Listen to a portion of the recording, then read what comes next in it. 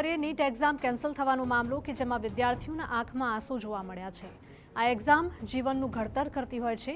વિદ્યાર્થીઓ, શિક્ષક અને વાલીઓમાં ચિંતાનું મોજું ફરી વળ્યું છે।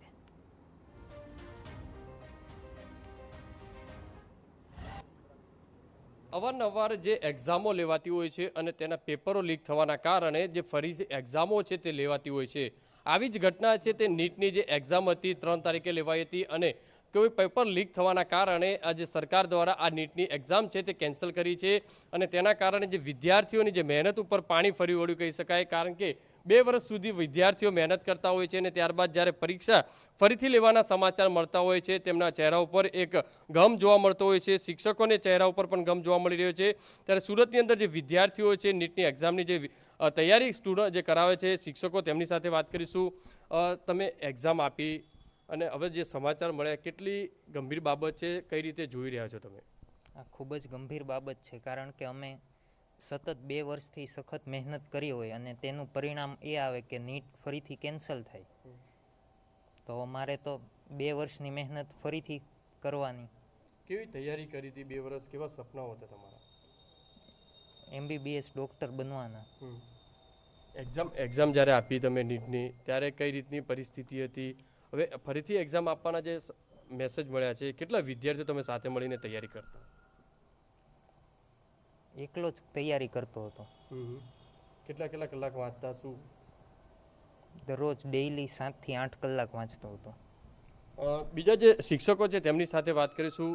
સાહેબ, જે નીટની એક્ઝામ માટે જે વિદ્યાર્થીઓ આવે છે અત્યારે જે સમાચાર મળી રહ્યા છે, કેટલી ગંભીર બાબત કઈ રીતે જોઈ રહ્યા છો?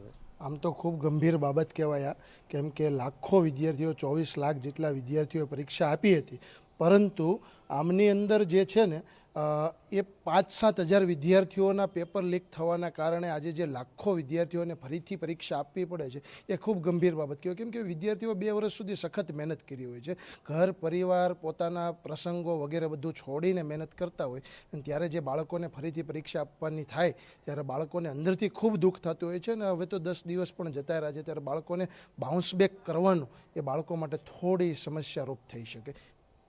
બીજા જે શિક્ષક છે તેમની સાથે વાત કરીશું। સાહેબ, કઈ રીતની પરિસ્થિતિ છે? કારણ કે નીટની એક્ઝામ વિદ્યાર્થીઓ માટે એક સપનું લઈને આવતી હોય છે અને તે ફરીથી આપવાની થાય એટલે ફરીથી જીવતર ઘડવું કરે છે।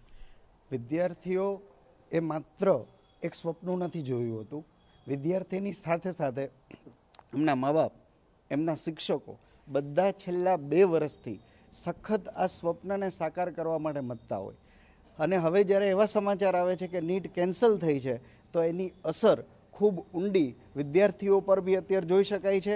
અનેક વાલીઓના ફોન આવી રહ્યા છે।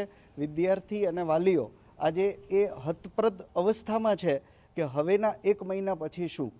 તો દર વર્ષે જ્યારે આવી ઘટનાઓ બનતી હોય તો એ ઘટના વિશે જો યોગ્ય પગલાઓ પહેલેથી લેવામાં આવે તો અનેક વિદ્યાર્થીઓનું ભવિષ્ય આનાથી જોખમાય નહીં, એવી અમારી તીવ્ર અને ઊંડી માંગ છે। જે રીતે જોઈ શકાય વાલીઓ છે, શિક્ષકો છે, તેમના એક ચહેરા ઉપર જે ગમ છે તે જોવા મળતો હોય છે।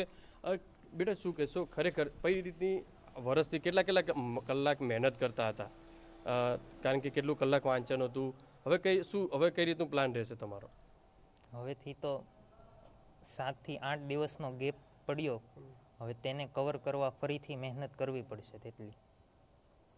જે રીતે જોઈ શકાય છે કે વચ્ચે જે ગેપ પડ્યો છે કારણ કે એક્ઝામ આપ્યાને 7 થી 8 દિવસ જે વીતી ગયા છે એટલે વિદ્યાર્થીઓના આંખમાં એક જે છે ગમ ભર્યા આંસુ છે તે જોવા મળી રહ્યા છે। કારણ કે નીટની એક્ઝામ એ વિદ્યાર્થીઓનું કેરિયર નક્કી કરતું હોય છે અને ત્યારે આ ફરી એક્ઝામ આપવાની થાય તે ગંભીર બાબત છે। એટલે સુરતની અંદર જે વિદ્યાર્થીઓ છે તે ચિંતામાં મુકાયા છે। આમ જોવા જઈએ તો લાખો વિદ્યાર્થીઓના સપના છે ક્યાંક ને ક્યાંક રોળાયા છે। કેમેરામેન સંજય ચંડલ સાથે બલદેવ સુથાર, TV9।